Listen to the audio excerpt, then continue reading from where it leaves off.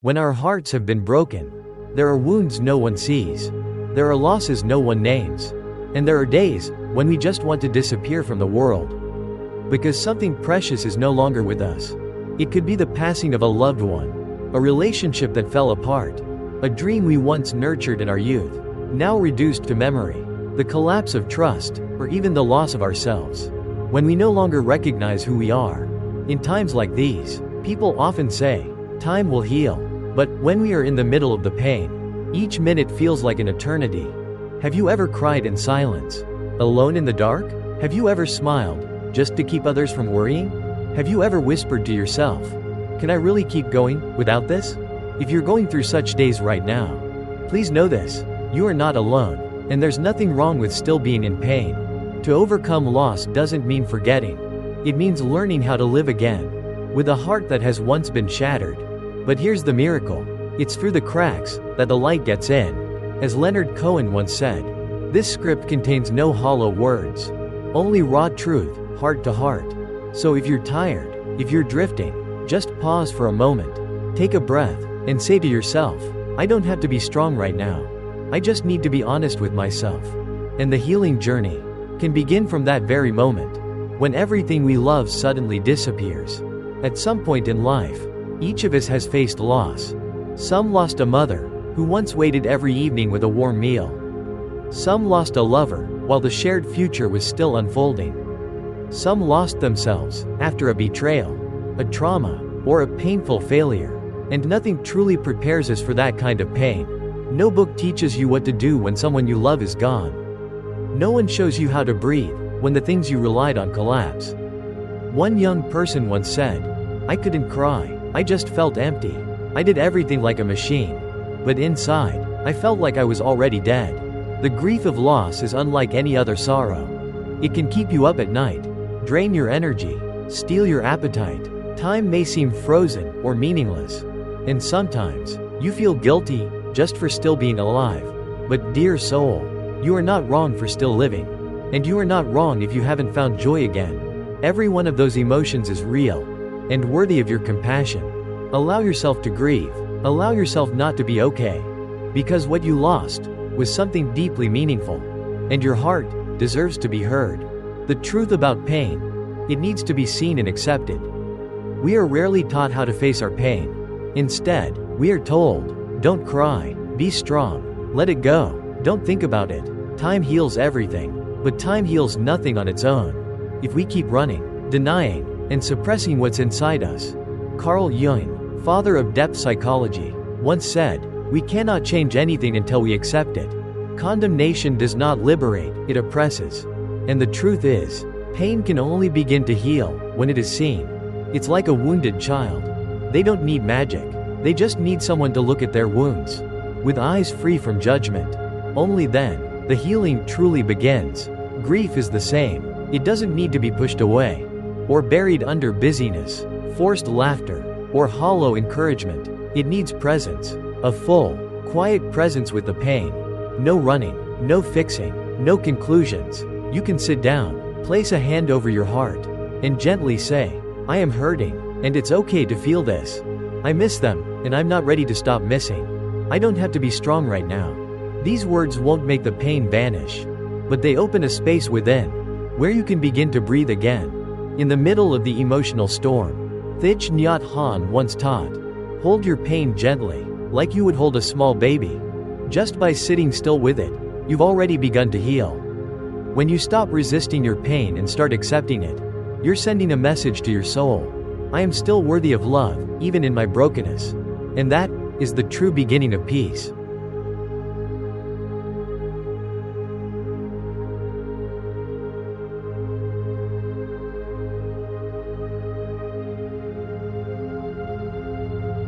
There is no shortcut through grief, only gentle companionship. Grief has no map, no shortcuts. No one can tell you, you'll be fine in 3 months, 6 months, or a year. Each person walks their own path. And on that path, what helps us move forward is not strength, but connection. One of the hardest parts of grieving is the sense of isolation. No one understands me. Even if I speak, no one will truly listen. I feel like a ghost, drifting through this world, But that is an illusion that pain creates. Because out there, many others are quietly carrying pain, just like you. Don't be afraid to share. Don't feel ashamed to say you're hurting. You don't have to open up to everyone. Just one person who can listen without judgment, without trying to fix you, without asking you to cheer up. That person might be a close friend, a therapist, a support group, or even a video, a book you're holding right now. Dr. Gabor Mate, a renowned trauma expert, once said, "Trauma happens in relationships, but so does healing. If you can, go to places with sunlight, trees, and real people. Let yourself be seen. Let your voice be heard, even if it trembles." Sometimes, simply saying, "I'm really sad," is already a miracle. And if you don't yet have anyone around who truly listens, be that person for yourself. Write, speak to a journal, send a letter to the one you lost, or to your own soul. Because, when you begin to reconnect, even with yourself, you are whispering a message deep within. I still matter. I am still worthy of love. And that is a message that can save a life. Hold on to what's sacred. Memories don't die, they live within you. One of the hardest things about loss is the fear that everything is gone forever. We panic. We fear that if we stop crying every day, it means we've forgotten. We fear that if we start laughing again, we are betraying their memory. We fear that one day, we might not remember their eyes, their laughter, or the feeling of their hand in ours. But dear soul, memories don't disappear. They simply change form to stay with us. Maybe your loved one is no longer with you in flesh and bone, but they still live on. In your rituals, in the dishes you cook, in the songs you hear, in the way you softly touch someone's hair, or how you gaze at the sunset in silence. Someone who lost their mother once shared, "I used to cry every time I saw the porcelain cup my mom used. Then one day, I took it out, poured some tea, and sat quietly like she once did. Strangely, instead of pain, I felt like she was sitting there with me." Memories are gifts, not chains. If we cherish them with gratitude, rather than cling to them in sorrow, they become a source of strength, not a weight on our hearts. You can create a small altar, light a candle every night, and talk to the departed as if they're still listening.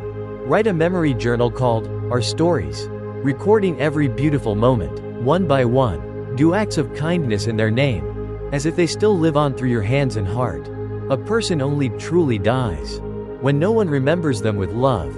And if your heart still aches, then that sacred presence has never truly left. Memories don't chain us to the past. They build a bridge to help us live more beautifully in the present. Because we have loved deeply. When pain becomes your identity, you can still choose again. One of the most subtle tricks of grief is how it sneaks into our identity. After long periods of sorrow, many begin to define themselves through their loss. I'm the one who lost his wife. I'm the one who was betrayed. I'm the one with no one left. And so, we begin to live as if pain is all we are. We don't allow ourselves to laugh, afraid it betrays our role. We don't open our hearts, believing we are broken. We don't dare to dream, thinking we are no longer worthy. But dear soul, you are more than that. Pain is a part of your story, but it is not the whole of who you are. You are someone who once loved deeply. You've fallen, you've survived, and you're still here, even with cracks in your heart. A woman who lost her child once said, "I used to think I was just a grieving mother. But then I realized, I'm still a mother. I still have a heart. I still have a voice. And I still have beautiful reasons to live." You have the right to redefine yourself. Not by what you've lost, but by the values that are blossoming within you because of it. Ask yourself, if this pain had a lesson, what is it teaching me? Can I use this sorrow to connect with others who suffer? Can I choose to live, not because I forgot, but because I've come to understand? You don't need to deny your pain, but you can choose to live with it, in a way that helps you grow, not in a way that holds you captive. And sometimes, that choice is the first sign that healing has begun.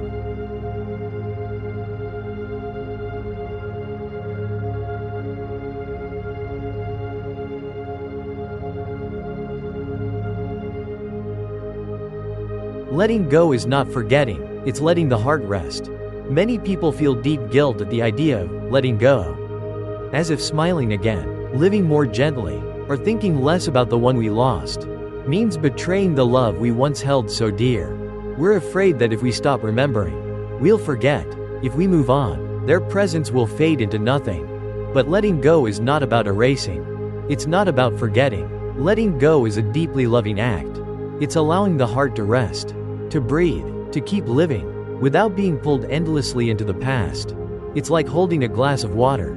At first, it doesn't feel heavy, but if you keep holding it without pause, your wrist will ache, your shoulders will stiffen, your entire body will tremble from exhaustion. Not because the glass is too heavy, but because you never allowed yourself to put it down. Not even for a moment. Pain works the same way. If we keep holding onto it, thinking, I must hurt like this to honor what was lost, we're the ones keeping ourselves from healing. The Buddha once taught, suffering is real, but it can be transformed. And that transformation begins with release. Releasing doesn't mean forgetting. It doesn't mean discarding love. It means holding onto the love, while letting go of the weight of guilt, blame, and self-punishment, for things that can no longer be changed. You might imagine a bird soaring through the sky. It doesn't need to hold onto the air. It simply flies, knowing it once lived, once loved, once was free, and now, it's time to continue the journey. Your heart doesn't need to forget. It just needs rest. It needs to be held, to be comforted, to be reminded. True love is not erased by time. It simply transforms into something softer, warmer, more tender, in every step you take forward. Care for yourself like someone healing from an invisible surgery. After loss, many people forget one essential truth. Your body and soul are in recovery, as if they've just been through a major surgery, even if no one can see the scars with the naked eye. Emotional pain is like a deep wound. If not cared for, it can become infected. If strained too soon, it may reopen. If ignored, it may harden into something that never truly heals. What you need now isn't to go back to normal. What you need is to learn how to live as someone in healing. Gently, slowly, and with deep compassion for yourself. You can begin with simple acts.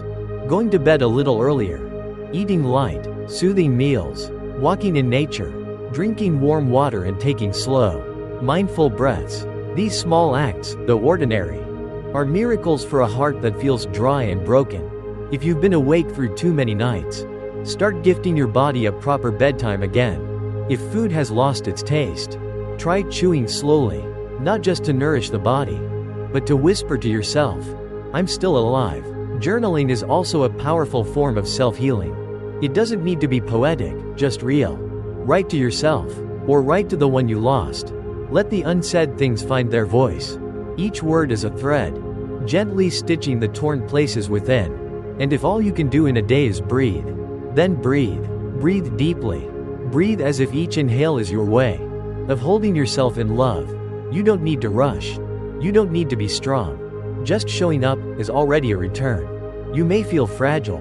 You may feel tired. But please don't forget, you are healing. And this healing deserves to be honored. Not compared. Not rushed. Just quietly and tenderly embraced. Speaking with what was lost, through writing, dreaming, or imagination. One of the deepest aches after loss is, if only I had one more chance to say goodbye. So many things are left unsaid. A final apology. A hug never given. A last look held only in memory.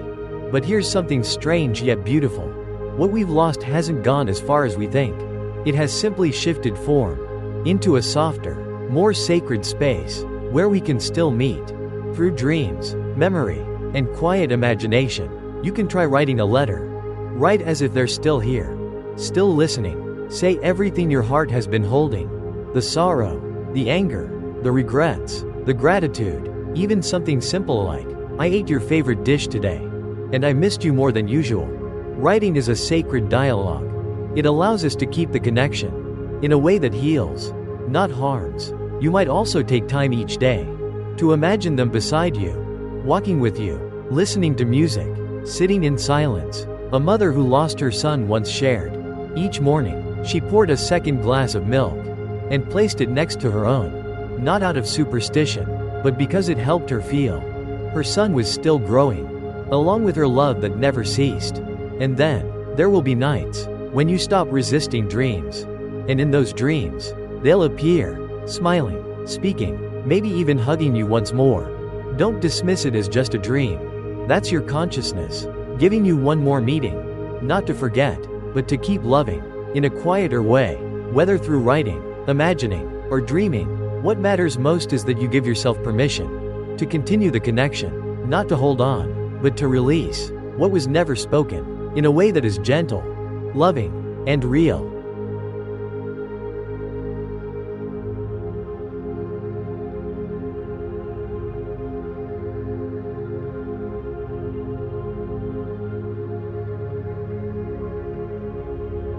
Dreams and the subconscious, where our wounds need to be heard. Pain doesn't only live on the surface of our awareness. It dwells deep in the subconscious, where memories, images, and unprocessed emotions continue to echo. And one of the ways the subconscious speaks to us is through dreams. Have you ever woken up in the middle of the night with a strange emptiness? Have you dreamed of falling endlessly, or returning to a moment with someone you lost, as if it were still happening? These dreams, no matter how strange or painful, are not random. They are the voice of a part of you, longing to be heard. The subconscious doesn't speak in words. It speaks in symbols, in images, in sensations, and if you truly listen, every dream carries a message, a truth you've been avoiding, a suppressed fear, or a longing to forgive and be free. Keeping a dream journal can become a powerful healing practice. Each morning, as you wake up, write down whatever you remember, images, colors, feelings. Then, instead of trying to decode it, ask gently, what is this dream trying to show me about the pain I haven't touched yet? One person once shared, I kept dreaming I was calling my mom's name by the sea. But no one answered. It wasn't until I wrote it down and cried through it that I realized I had never allowed myself to truly grieve her death. I had been holding it in. Dreams don't teach you to forget. They help you see more clearly. They guide you into that quiet inner room, where the wound trembles, waiting to be healed. And when you dare to step inside, even with fear, you're giving yourself a chance to be free. So don't fear your dreams. Don't dismiss them, because often, what you cannot say with words, your heart will whisper in images while you sleep. And when you truly listen, you'll realize you're never alone on this path. There is a part of you that always knows the way home. Making peace with yourself, the one who survived. There's a silent emotion many people carry after loss: guilt. Guilt for still being alive. Guilt for the days when you forgot to grieve. Guilt because they deserved to live more than I did. Guilt for not doing more. Guilt for not being able to save them. This is very real, but it can also be dangerous. Because if we don't acknowledge it, don't embrace it, don't release it, then we, the ones who remain, become prisoners of a sentence we placed on ourselves. Carl Jung once said, I am not what happened to me. I am what I choose to become. You are not at fault for surviving. Life is not a reward for the strong, nor a punishment for the weak. Life is a mystery, and right now, it still flows through you. Not so you can live in regret, but so you can live with greater meaning. You can make peace with yourself, the one who survived, by recognizing that you too are wounded. You too have suffered. You too have lost, but you are still here. Because something in this life still needs your presence. Maybe it's caring for someone still beside you.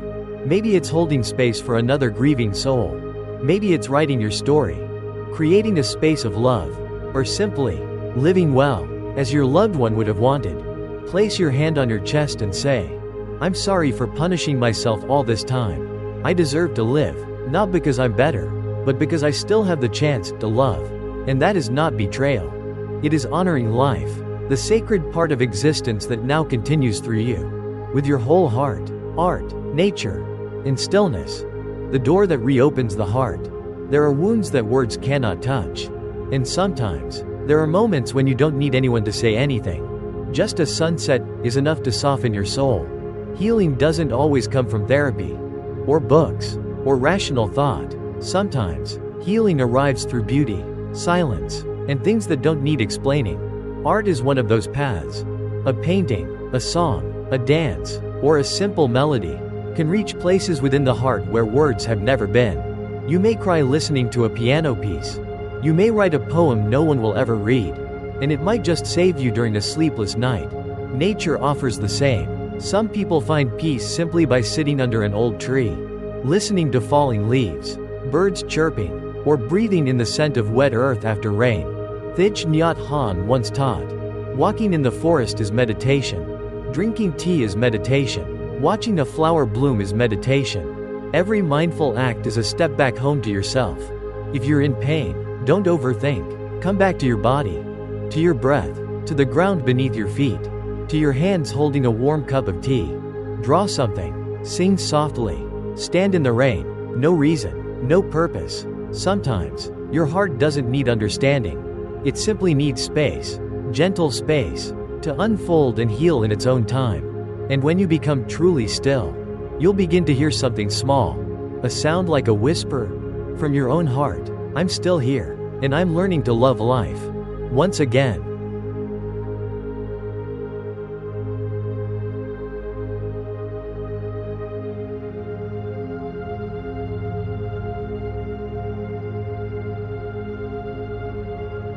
Turning loss into strength to uplift others. When the pain still lingers in your chest, it's hard to imagine helping anyone else. You may feel like, I can't even stand on my own. How can I possibly be strong for someone else? But then, one day, you hear someone crying over a similar loss. You see a reflection of yourself in the eyes of someone drowning in despair. And your heart, instead of turning away, quietly whispers, I understand, I've been there too. In that moment, your pain is no longer a private burden. It becomes a source of strength, of empathy, of companionship. And miraculously, that's when your own healing deepens. Viktor Frankl, the psychiatrist who survived Auschwitz, once said, those who have a right to live can bear almost any how. When we find meaning in our suffering, our pain doesn't mark the end. It becomes the beginning of a deeper journey, where we live not just for ourselves. You can do this in many ways. By listening without judgment, by writing your journey, so others may find hope for your story. Take a walk with someone, just so they don't feel alone. Or simply lie more kindly, passing on the love that the one you lost once gave to you. Transforming pain doesn't mean becoming a hero. It simply means not letting your wounds suffocate you. Instead, you use that pain as a tender material to love more deeply, to empathize more honestly, to live more responsibly. A mother who lost her child once created a scholarship fund for underprivileged children, as a way for her son to continue living in the dreams of other children. And every time she received a thank you letter from a student, she would smile through her tears and say, my pain has become meaningful. You don't have to do anything grand, but if you can simply look at your pain and keep walking, you've already become a light for someone still lost in the dark. Rebirth. When one door closes, another within opens. There may come a time when you no longer cry every day. When you no longer wake in panic. When walking past familiar places or hearing old songs no longer empties your heart. Instead, you begin to feel something unfamiliar, stillness.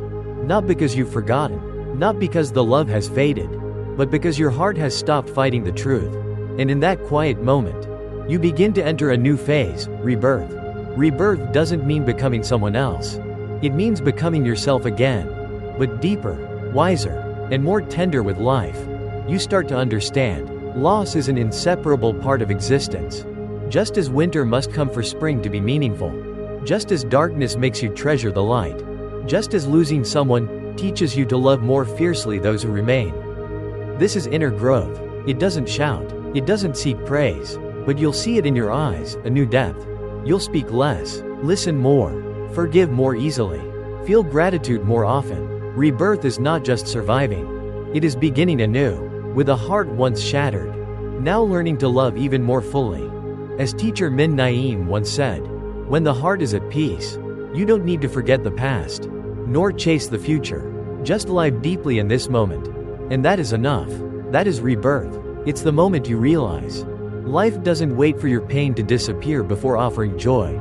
Even in the wound itself, a seed of life is waiting, ready to grow, the moment you decide to keep walking. Presence and gratitude. Living fully in the moments that remain. After loss, people often say, keep living. But how do we live, not just exist? How do we move through the day not as a burden, but as something sacred? The answer lies in presence. The ability to be fully here, in this moment. Not trapped in the past, not swept away by the future, Someone who endured great loss once shared. She began to live again by doing the smallest things. Truly savoring a cup of tea, listening to birdsong in the morning, watching a child laugh, and in those fleeting moments, her heart softened and slowly began to warm. When we are truly present, we see life still holds tiny gifts. Even when the one we love is no longer here, even when the scar remains.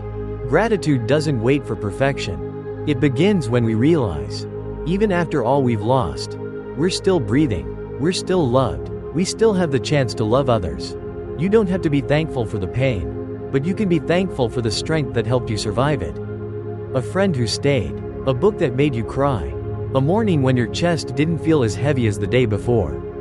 Thich Nhat Hanh once wrote, "We only have one moment to live, the present. All happiness begins with returning to it. When you can feel grateful for life, even in its imperfection, you've entered a new realm, a place of peace, where loss is no longer a pit, but a soil, where new flowers are blooming in the garden of your heart. The end is not the end, it is a blessing of peace." If you've come this far, place one hand on your heart and take a deep breath. You have walked a long journey, not across a map, but within your soul. From the days when you couldn't breathe through the pain, to quiet moments that feel a little more peaceful. From nights filled with aching memories, to the courage to whisper, "I will go on, though you are no longer by my side." From guilt, rage, and sorrow, to acceptance, forgiveness, and gratitude, you have grown, not in age, but in the heart that once shattered, and learned how to heal. The ending is not goodbye.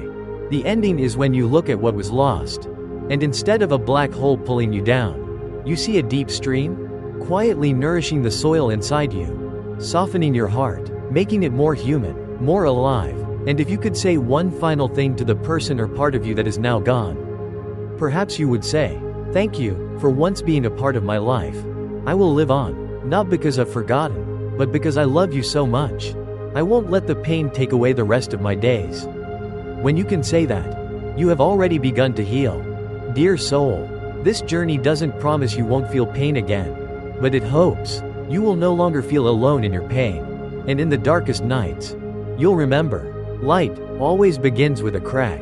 If you are walking through grief, please believe, you are not walking alone. You are being reborn, little by little, in a love that never dies. And this world still needs you, in a softer, deeper way. Speech balloon. If this video touched your heart, leave a comment. What you share might help someone feel seen. Sparkles. And if you'd like to continue this healing journey, subscribe to this channel, so we can meet again.